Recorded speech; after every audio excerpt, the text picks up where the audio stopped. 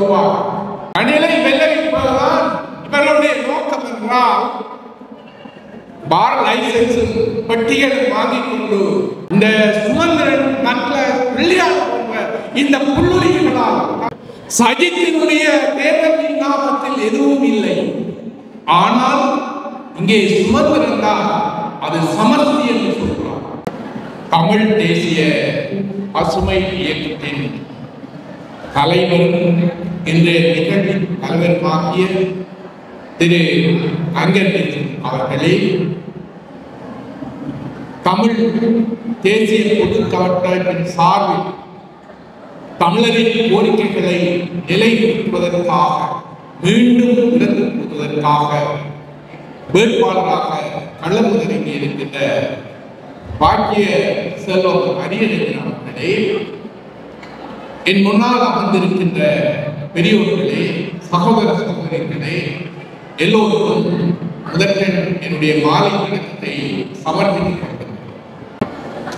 நம் இனத்துக்காக தண்ணீர் நீந்த தியாகி திலீபனுடைய 2வது நாளில் நாங்கள் இந்த இடத்தில் கூடி எங்கள் மக்களினுடைய உரிமை குரலை உயர்த்தி சொல்வதற்காக வருகின்ற 21ஆம் தேதி ஜனாதிபதி தேர்தலில் சங்குக்கு எதிராக உள்ளடியிட்டு மீண்டும் ஒருமுறை எங்கள் உரிமை குரலை உயர்த்துவோம். அன்பானவர்களே, உங்களுக்கு தெரியும், நாங்கள் தேசியத்தில் பற்றுடைய தங்களுடைய உயிர்களையே தியாகம் செய்த தலைமையின் கீழ் வாழ்ந்தனர். ஆனால் இன்று தங்களை தலைவர்களுக்கு கூறி தரக்குறையை செய்கின்ற நபர்களினால் பிடித்து ஆளப்படுவதை பார்க்கின்றோம். எங்கள் ஊரில் அல்லது நீங்கள் பார்க்கின்ற சினிமாவில் ஒரு சொற்றொடர் அல்லது வார்த்தை இருக்கும். இந்த மாமா வேலை பார்ப்பது கூட்டி கொடுத்தல் என்று சொல்வார். அத்தகைய வேலையை செய்கின்ற எங்களுடைய அரசியல் தலைவர்கள் சிலர், அது சுதந்திரனாக இருக்கலாம் அல்லது டக்ளஸ் பிள்ளையார் போன்றவர்களாக இருக்கலாம், அங்கஜன் போன்றவர்களாக இருக்கலாம், தமிழர்கள் என்று சொல்லிக் கொண்டு இந்த வேலையை செய்து வருகின்ற இவர்கள் எங்கள் தமிழ் தேசிய பொது வேட்பாளரை பற்றியும் அவருடைய நடவடிக்கைகள் பற்றியும் அதன் பின்னால் உள்ள தமிழ் தேசிய பொதுக்கட்டையை பற்றியும் கூறுகின்ற வார்த்தைகள் மிக மிக கண்டனத்துக்குரிய வார்த்தைகளாக, மிக மிக கவலைக்குரிய வார்த்தைகளாக நாங்கள் பார்க்கின்றோம். நேற்றைய தினம் சுமந்திரன் சஜித்தின் மேடையில் பச்சை சட்டையுடன், எங்களுடைய அங்கநேசரும் பச்சை சட்டை தான் போடுவார். அவர் எங்களுடைய சுற்றுப்புற சூழலை ஆரோக்கியமாக வைத்திருப்பது மட்டுமல்ல, தமிழ் தேசிய அரசியலும் ஆரோக்கியமாக வைத்திருப்பதற்காக ஒரு குறியீடாக எப்பொழுதும் இவ்வாறான நிகழ்வுகளில் பச்சை சட்டை போடுவது. ஆனால் நேற்று ஒரு தரகு தமிழ் தரகு முதலாளி, ஒரு அரசியல்வாதி பச்சை சட்டை போட்டு சஜித்தின்ற மேடையில் ஏறி இந்த தமிழ் வேட்பாளர் தொடர்பாக சொல்லிய வார்த்தைகள் நீங்கள் செய்திகளில் அறிந்திருக்க முடியும். 2009ஆம் ஆண்டு யுத்தம் அமைத்த பின்னர் மிக கட்டமைப்பாக வழங்கப்பட்ட தமிழ் தேசிய கூட்டமைப்பை சம்பந்தன் எப்படி சிதைத்தார் என்பது எங்கள் எல்லோருக்கும் தெரியும். அவருக்கு என்ன நடந்தது என்பதும் எங்களுக்கு எல்லோருக்கும் தெரியும். சொல்வார்கள், வாழுகின்ற மக்களுக்கு வாழ்ந்தவர்கள் பாடம்.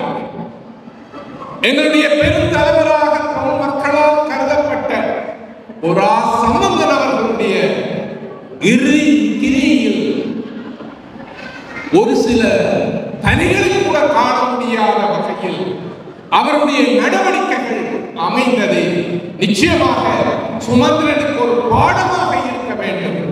நிச்சயமாக சுதந்திரன் ஒரு பாடமாக அவரை சின்ன கருணாக சொல்றோம்.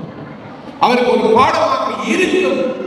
நீங்கள் அவருக்கு பாடம் படிப்பீர்கள் என்று நான் நினைக்கின்றேன். அவருக்கு மட்டுமல்ல, எங்கள் தமிழ் தேசத்துக்கும் தமிழ் தேசியத்துக்கும் துரோகம் செய்கின்ற அத்தனை பேரையும் நாங்கள் ஒரு பாடம் காட்ட வேண்டும். இதன் மூலம் இன்று தமிழ் பொது வேட்பாளர் தொடர்பாக அவர்களும் சரி, அவர்களுடைய கூட்டாளிகளும் சரி வைக்கின்ற குற்றங்கள் ஒரு தர்க்க ரீதியற்றவை. ஏன் தமிழ் பொது வேட்பாளர்? சிலர் சொல்கிறார்கள் தமிழ் பொது வேட்பாளர் என்பது ரணிலை வெல்ல வைப்பதற்கான சூழ்ச்சி. அதை அவர்கள் இன்னொரு சந்தர்ப்பத்தில் சொல்கிறார்கள் தமிழ் வேட்பாளர் என்பது இந்தியாவினுடைய நிகழ்ச்சிகள்.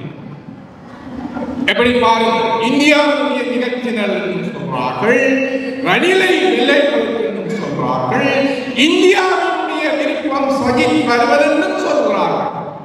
அப்படியானால் இந்தியா சஜித்தை வர வேண்டும் என்று விரும்புகின்றது. இந்தியாவின் நிகழ்ச்சி நிரல் தமிழ் பொது வேட்பாளர் என்றால் எவ்வாறு சாத்தியமாகும்? ரணிலை வெல்ல வைப்பது என்பது எவ்வாறு சாத்தியமாகும்?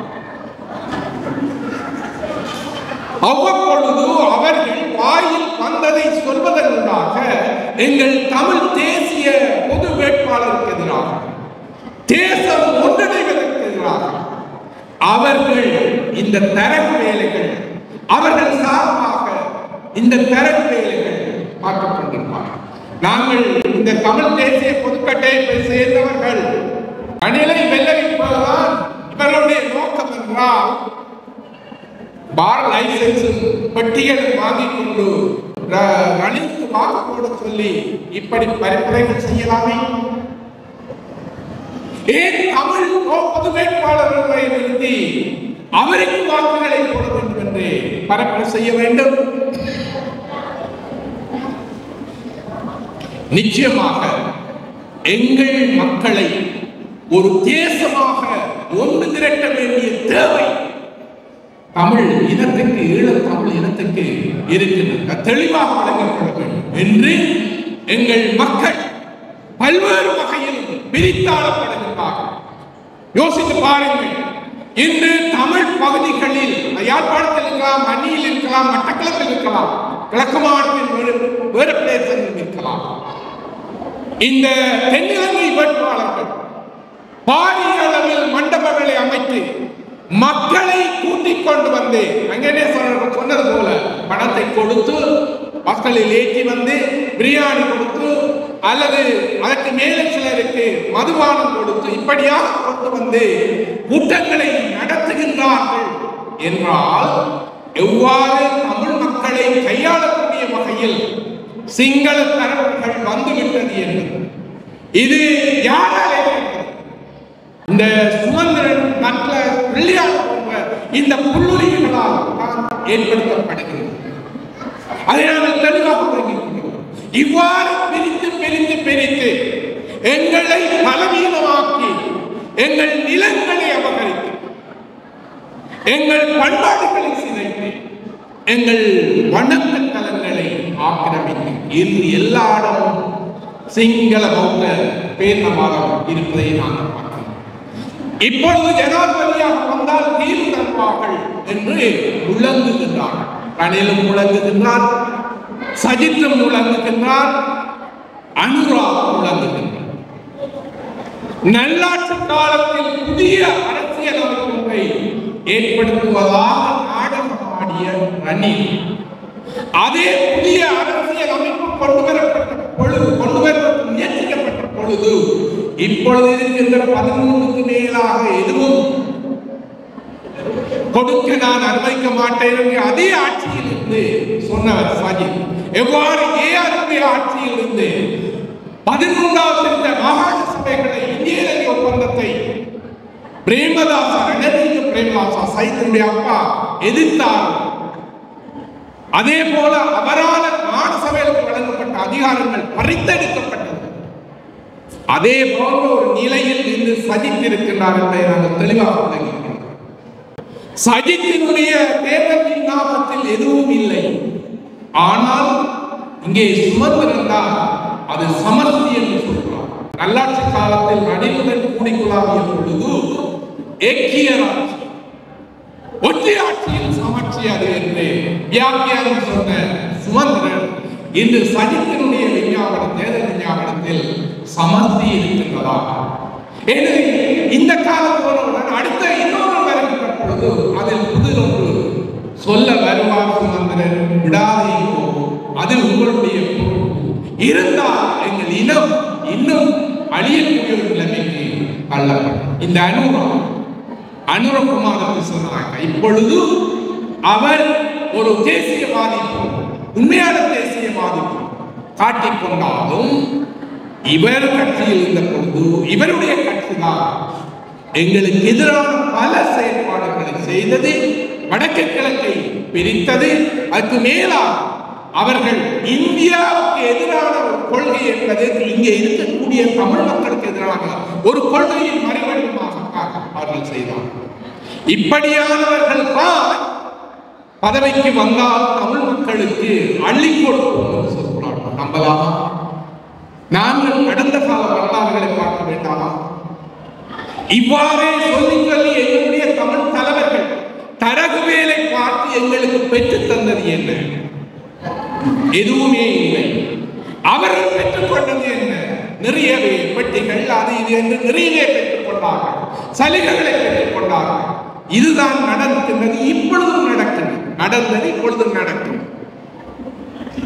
தொடர்ந்து நாங்கள் மூடர்களாக இருக்கக்கூடாது, விழித்துக் கொள்ள வேண்டும், விழித்துக் கொள்ள வேண்டும். இன்னொரு விஷயம் சொல்றாங்க, 1977 தானே 76 தானே எங்கே பட்டுக்கோட்டை தீர்மானம் நிறைவேற்றியாச்சு. அதன் அடிப்படையில் தானே நாங்கள் இயங்குகிறோம். பிறகு மக்களினுடைய கருத்தறிய வேண்டும் அல்லது மக்களை தேசமாக கொண்டு திரட்ட வேண்டும்.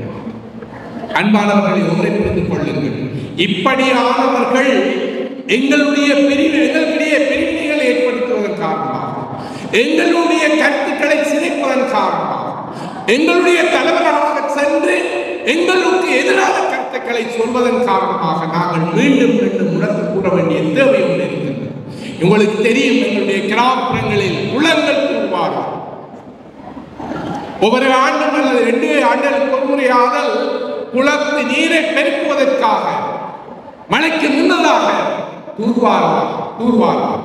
இங்கும் எங்களுடைய மொழி, பண்பாடு, அரசியல் எல்லாமே இவர் போன்றவர்களால் தூர்க்கப்பட்டிருக்கின்றது.